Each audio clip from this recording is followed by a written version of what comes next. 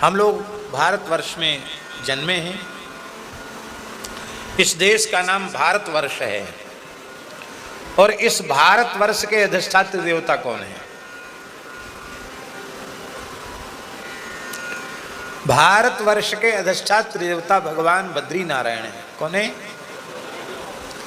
इसलिए भारतवर्ष की पवित्र धरती पर जन्म लेने वाले मनुष्य को अपने जीवन काल में एक बार भगवान बद्रीनाथ का दर्शन अवश्य कर लेना चाहिए।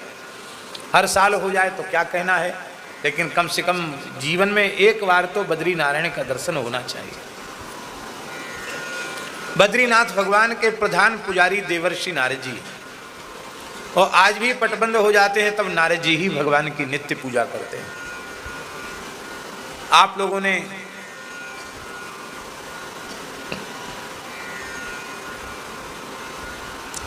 श्री बीणा बाबा के बारे में सुना होगा।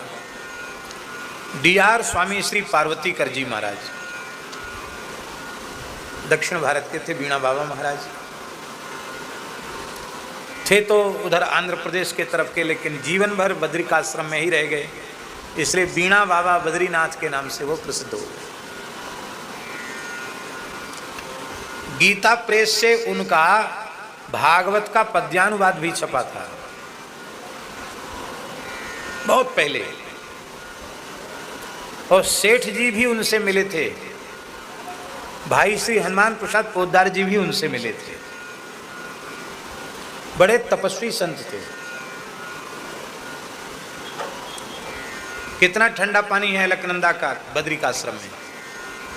वहां लोग अलकनंदा नहीं नहाते, तप्त कुंड में नहा के चले जाते हैं। और श्री स्वामी पार्वती कर जी महाराज त्रिकाल स्नान करते थे अलकनंदा में, और संध्योपासन भी अलकनंदा के तट पर ही करते थे। और कॉफी चाय और कोई गर्म करने वाला काढ़ा ये सब नहीं पीते थे।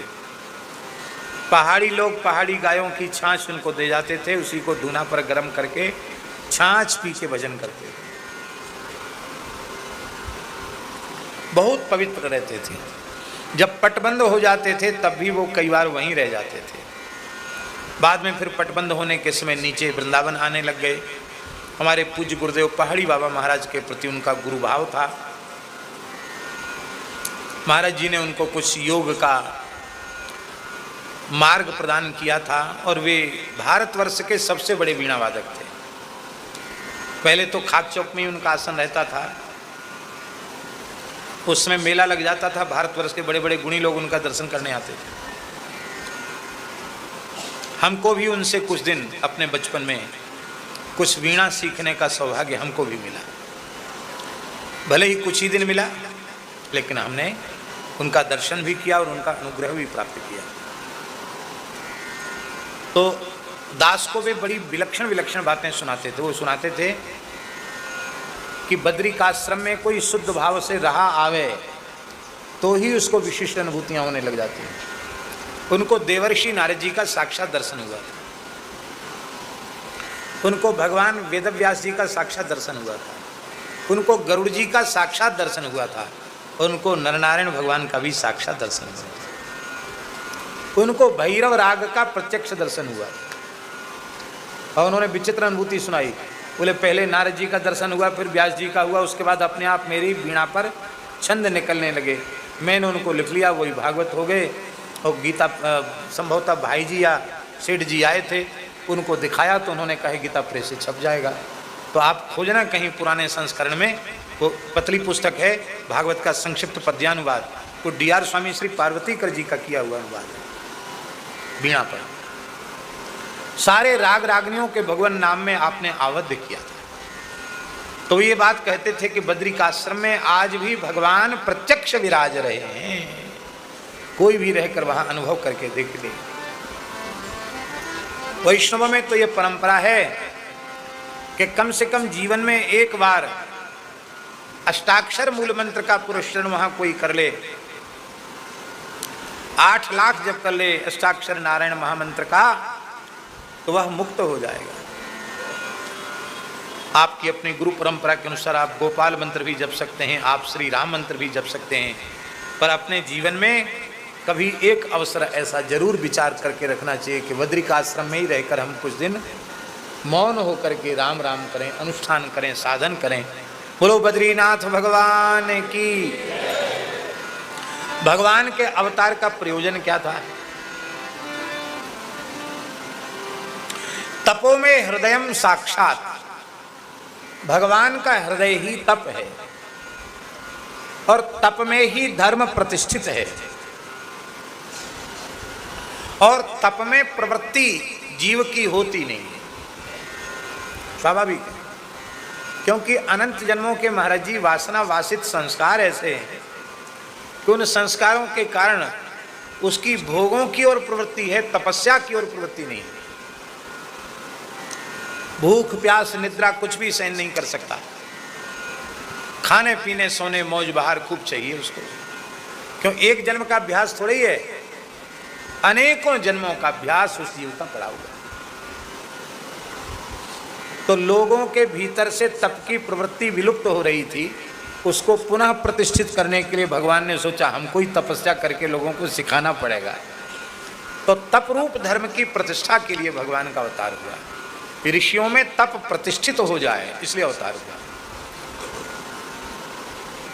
और एक बात ऐसी हम आपको पुराणों की निवेदन कर रहे हैं जिसको सुनकर आपको महान आश्चर्य होगा।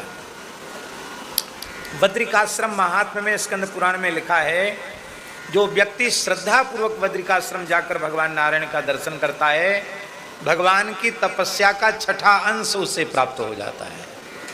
कितना अंश?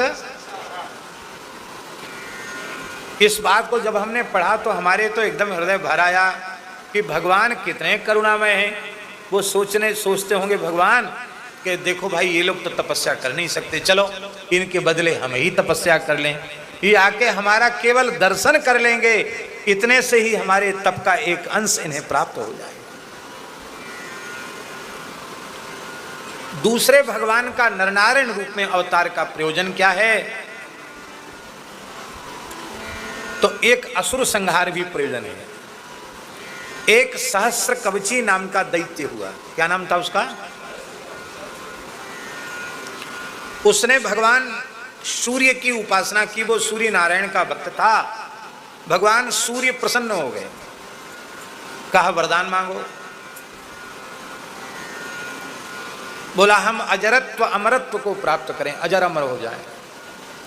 भगवान सूर्य प्रत्यक्ष नारायण हैं, वे अजर अमर कर सकते थे, लेकिन उन्होंने अजर अमर नहीं बनाया। उन्होंने कहा देखो भाई, इस समय आने पर हमारा ही हम भी लुप्त हो जाते हैं, विलुप्त हो। महाप्रलय में न सूर्य रहता न चंद्रमा रहता, हम खुद ही अजर अमर नहीं है, तुमको अजर अमर कहाँ से बनावेंगे? नहीं बना सकते।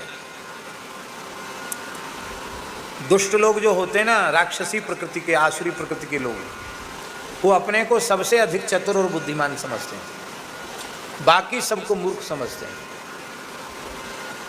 वो मन में सोचने लगा ये हैं तो परमात्मा दे तो सकते हैं पर दे नहीं रहे, चतुराई खेल रहे हैं, तो ये हमको क्या ठगेंगे, हम इन्हीं को ठग लेते हैं। तो उसने खूब सोच समझ के वरदान मांगा। बोले महाराज ठीक है, आप अजर अमर नहीं बनाना चाहते हो तो मैं ऐसा वरदान मांगता हूं कि मेरे शरीर में 1000 कवच हो जाएं। कितने? 1000 वर्ष की कठोर तपस्या करने वाला व्यक्ति 1000 वर्ष तक अखंड रूप से दिन रात लड़े, तब हमारा एक कवच टूटे, और कवच टूटते ही तोड़ने वाला मर जाए। कवच कितने? 1000। और 1000 साल पहले तपस्या करे, पर 1000 साल लड़े और लड़ने का लाभ कुछ मिला नहीं, तोड़कर मर जाना है।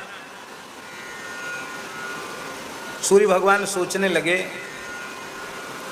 कि तू जितना बुद्धिमान है उससे करोड़ गुना बुद्धिमान हमारे भगवान है, तू अपनी बुद्धि लगा ले। भगवान को समाप्त करना होगा तो किसी न किसी पद्धति से तुझे समाप्त कर देंगे। सूर्य भगवान ने भगवान के अचिंत्य सामर्थ्य का विचार करके कहा एवं अस्तु। अब तो महाराज इसने उपद्रव शुरू किया। उपद्रवी तो था ही। एक संस्कृत की कहावत है आचार्य जी, मरकटस्य सुरापानम ततो वृश्चिक दंसनम। बंदर प्रकृति से चंचल होता है, एक जगह बैठ नहीं सकता बंदर, हाल इधर हाल उधर, शांति से बैठे नहीं सकता, कुछ ना कुछ करेगा, क्यों करेगा, कुछ ना कुछ करेगा।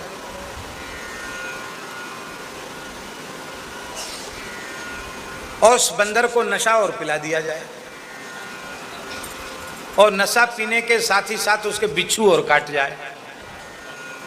आओ श्री गंगा मैया की।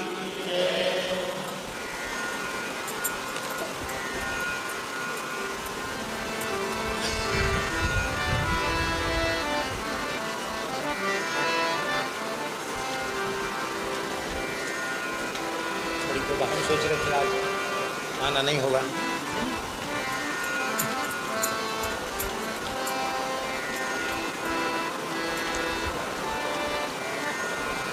गंगा जी की बड़ी कृपा है आप। ये तो गंगा जी ने बिल्कुल,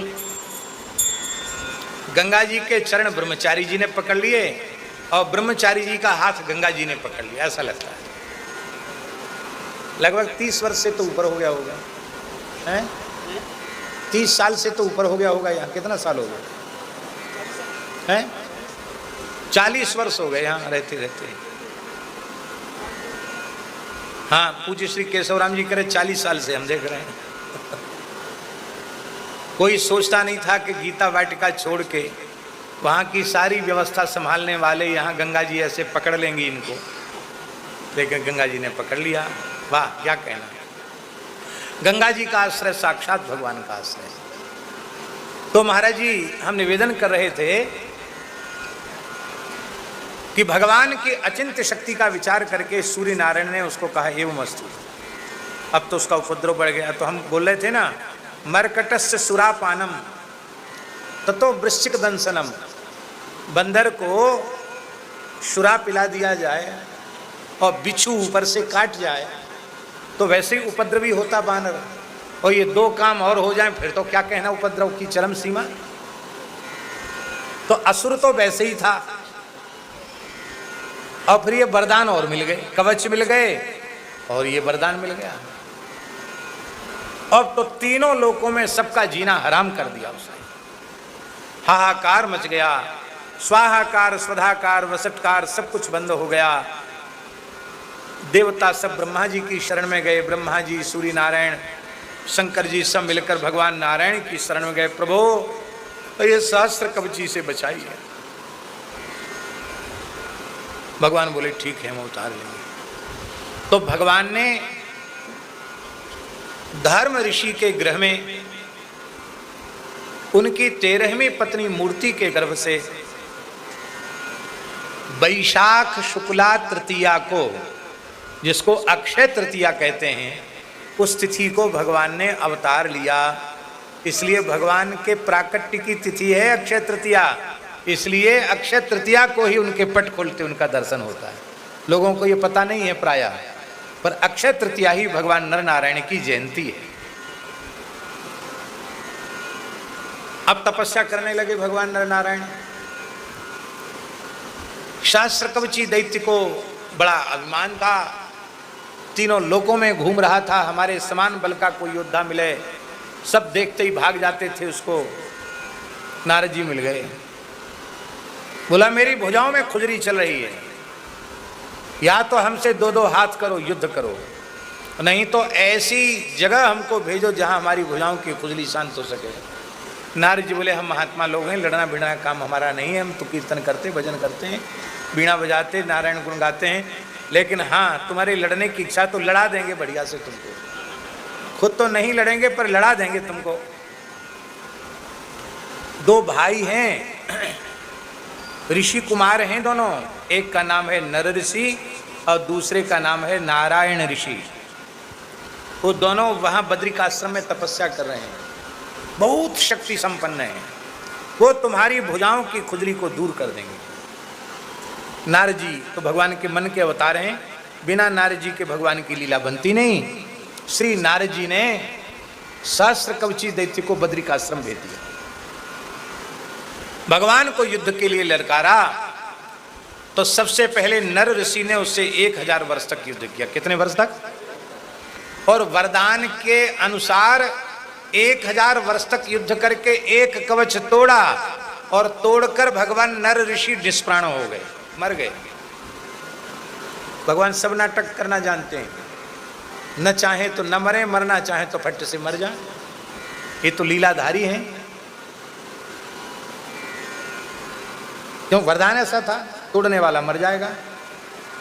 नारायण भगवान उठे, उन्होंने अपने तपोबल से 1 सहस्त्र वर्ष की तपस्या का दान करके अपने भाई नर को जीवित कर दिया, और फिर स्वयं धनुष बाण संभाल कर लड़ने लगे।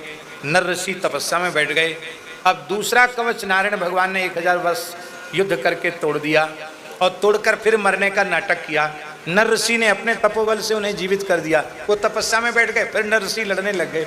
ऐसे बारी बारी से लड़ते लड़ते नर नारायण भगवान ने 999,000 वर्ष तक तपस्या युद्ध करके उसके 999 कवच तोड़ दिए। कितने कवच तोड़ दिए? अब बचा कितना? 1। अब 1 कवच बचा, वो घबरा गया। उसने सोचा विचित्र भाई हैं, एक मर जाता है, दूसरा उसको जिंदा कर देता है, वो तपस्या में बैठ जाता है, वो लड़ने लग जाता है।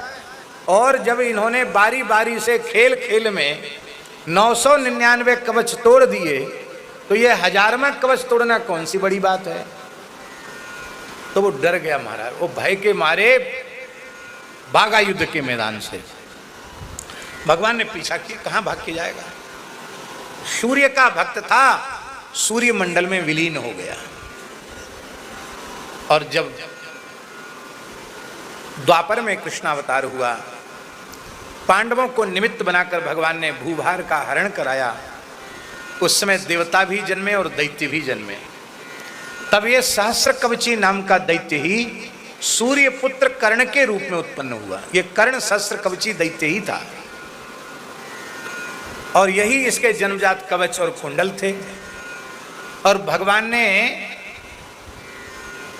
ब्राह्मण वेशधारी इंद्र के द्वारा कवच कुंडल इसलिए दान में ले लिए, क्योंकि यदि ऐसा भगवान न करते तो कर्ण के कवच को तोड़ने में 1000 वर्ष का समय लगता, और तोड़ने के बाद तोड़ने वाला मर जाता। भगवान तो 125 वर्ष का समय लेके आए थे, इतना लंबा समय भगवान के पास था नहीं। इसलिए भगवान ने उसके भीतर ब्राह्मण भक्ति प्रतिष्ठित की, और इंद्र को ब्राह्मण रूप में भेजकर कवच कुंडल का दान मंगवा लिया। अब की बार बारी नर ऋषि की थी, और नर ऋषि ही अर्जुन के रूप में प्रकट हुए हैं। इसलिए नरावतार अर्जुन ने ही कर्ण का वध किया। अब थोड़ी सी बात कर्ण के बारे में भी हम बता दें। पूज्यपाद श्री प्रभुदत्त ब्रह्मचारी जी ने बहुत पुस्तकें लिखी, छोटी मोटी पुस्तकें मिलाकर लगभग 300 पुस्तक लिखी है उन्होंने। 114 खंड या 118 खंड में तो भागवत लिखी है उन्होंने। भागवती कथा अद्भुत लिखी है। किसी को विलक्षण वक्ता बनना हो तो प्रभुदत्त ब्रह्मचारी जी के भागवती कथा को पढ़े। इतने पुराणों से कथाएं उन्होंने बड़े रोचक ढंग से लिखा, उन्होंने पढ़ने योग्य। हमने कुछ पढ़ी है। तो उन्होंने एक पुस्तक लिखी है, उस पुस्तक का नाम है महात्मा कर्ण। क्या नाम है? हम ये बात इसलिए कह रहे हैं कि कर्ण की गरिमा हटा करके हम उसकी कोई निंदा नहीं कर रहे हैं, लेकिन जो बात सही है वो कहनी पड़ेगी। व्यक्ति में चाहे जितनी विशेषताएं हो, संपूर्ण विशिष्ट गुणों से युक्त हो, किंतु भगवान के भक्तों से बैर रखने वाले के पक्ष में जाकर खड़ा हो जाए तो उसके सारे गुण व्यर्थ हो जाएंगे, किसी काम के नहीं। और व्यक्ति में कोई गुण न हो, किंतु भगवान के प्राण प्यारे भक्त के अनुगत्य में खड़ा हो जाए, किसी भक्त का पल्ला पकड़ ले तो उसके हजारों दोष माफ हो जाएंगे और भगवान का वो प्यारा हो जाएगा। कर्ण में चाहे जितने सद्गुण हो, उसमें एक बहुत बड़ा दुर्गुण था कि वह जानता था कि घोर अन्यायी, अत्याचारी, अधर्मी, पापी दुर्योधन है, फिर भी न तो उसने कभी उसको अच्छी सलाह दी। अरे भाई तू मित्र था तो बढ़िया सलाह देता, युधिष्ठिर के प्रति सद्भाव पैदा करता, लेकिन हमेशा पांडवों के प्रति दुर्भाव ही पैदा किया उसने। और सबसे बड़ा कर्ण का जो अपराध था वो यह था कि भगवान की प्राण प्यारी भक्ता अयोनिजा यज्ञ कुंडोद्भवा याज्ञसेनी कृष्णा द्रौपदी को भरी सभा में उसने वेश्या कहा। यह उसका सबसे बड़ा पाप था। और इसी पाप के कारण उसका सारे पुण्य नष्ट हो गए और भगवान ने उसका वध कर दिया। इसलिए लोग कहते भगवान ने अन्याय किया, अर्जुन ने अन्याय नहीं, इस प्रकार के दुष्ट को ऐसी ही सजा मिलनी चाहिए। कितनी विचित्र बात है। क्या वह जानता नहीं था कि द्रौपदी कौन है? पर मन में उसके ईर्ष्या थी, मात्सर्य था कि द्रौपदी ने भरी सभा में मेरा अपमान किया तो मैं भी द्रौपदी का अपमान करूंगा। अपमान किया। आप कहेंगे द्रौपदी ने अपमान क्यों किया? भाई जब द्रौपदी ने अपमान किया तो उसने भी अपमान कर दिया, उसमें क्या हुआ? बराबरी का काम हो गया? नहीं नहीं, ऐसी बात नहीं है। आप द्रौपदी के अपमान को अपमान नहीं कर सकते। इसलिए नहीं कह सकते कि आज अंतरजातीय विवाह धड़ल्ले से हो रहे हैं। अंतरजातीय विवाह कभी भी शास्त्र सम्मत, सदाचार सम्मत, धर्म सम्मत कभी नहीं हो सकते। इस प्रकार के अंतरजातीय विवाहों का समर्थन करने वालों को गीता जी पढ़नी चाहिए। संकरो नरका यैव कुलघ्नानाम कुलस्य च वर्ण संकरता, नरक ले जाने वाली। लुप्त पिंडोदक क्रिया, वर्ण संकरता जिस कुल में आ गई उसमें पिंडदान, जलदान, तर्पण कैसे होगा?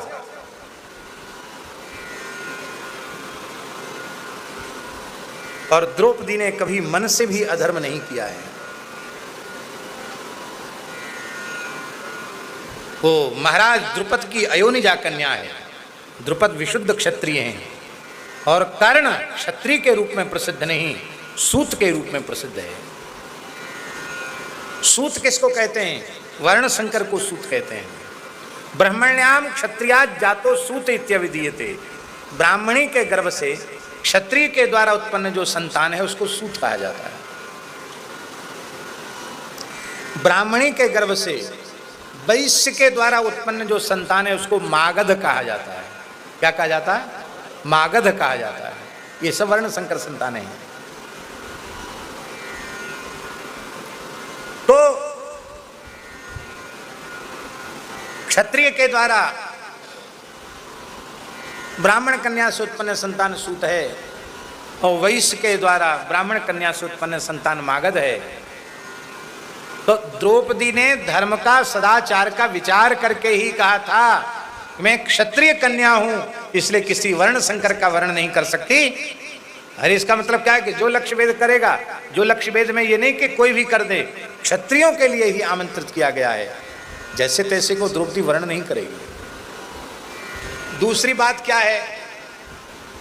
कर्ण लक्ष्य भेद कर रहा था अपने मित्र दुर्योधन के लिए, तो ऐसा थोड़ी होता कि लक्ष्य भेद करे कर्ण और विवाह करे दुर्योधन। ये भी अधर्म था। इसलिए धर्म का साक्षात स्वरूप द्रौपदी ने उसका निषेध किया। द्रौपदी ने कोई निंदा नहीं की। यथार्थ बात कहने में, धर्म और सदाचार की बात करने में किसी को बुरा लगे, किसी को लगे कि हमारी निंदा हो गई तो लगे, पर धर्म की बात, सदाचार की बात तो कहनी चाहिए, उसको कहने में चूकना नहीं चाहिए। इसलिए द्रौपदी का तिरस्कार सिद्ध नहीं होता है, कर्ण का तिरस्कार सिद्ध होता है। और हम ऐसा अपने मन में मानते हैं महाराज जी कि यदि कर्ण ने ऐसा न कहा होता तो भगवान उसकी बुद्धि को बदल देते, कर्ण को बचा सकते थे भगवान। पर भगवान ने कहा नहीं, मेरी प्यारी भक्ता द्रौपदी को इस प्रकार से जिसने कहा, द्रौपदी, अरे राम राम, सती शिरोमणि है द्रौपदी। द्रौपदी का नाम लेने से पाप नष्ट हो जाते हैं। अहिल्या द्रौपदी तारा कुंती मंदोदरी तथा पंचकन्या स्मरे नित्यम महापातकनाशनम। इतनी महिमा है द्रौपदी की। पांचों पांडवों के नाम स्मरण की महिमा है। धर्मो विवर्धति युधिष्ठिर कीर्तनेन, पापम प्रणश्यति ब्रकोदर कीर्तनेन, शत्रुर्विनश्यति धनंजय कीर्तनेन, माद्री सुतौ कथयताम न भवन्ति रोगा। धर्मराज युधिष्ठिर का नाम लेने से धर्म की वृद्धि होती है। भीमसेन का नाम लेने से पाप नष्ट होते हैं। अर्जुन का नाम लेने से शत्रु नष्ट होते हैं। और नकुल सहदेव का नाम स्मरण करने से मन के और तन के दोनों रोग समाप्त हो जाते हैं। कितना पवित्र परिवार है। कुंती माता प्रातः स्मरणीय, द्रौपदी प्रातः स्मरणीय, पांचों पांडव प्रातः स्मरणीय। कितना पवित्र परिवार है। इसलिए उसमें जो बढ़ा चढ़ाकर लोग उसको देवता सिद्ध करते, देवता नहीं, वो राक्षस ही था, असुर ही था। और इस बार अर्जुन की बारी थी, इसलिए अर्जुन के द्वारा कर्ण का भगवान ने वध करवाया।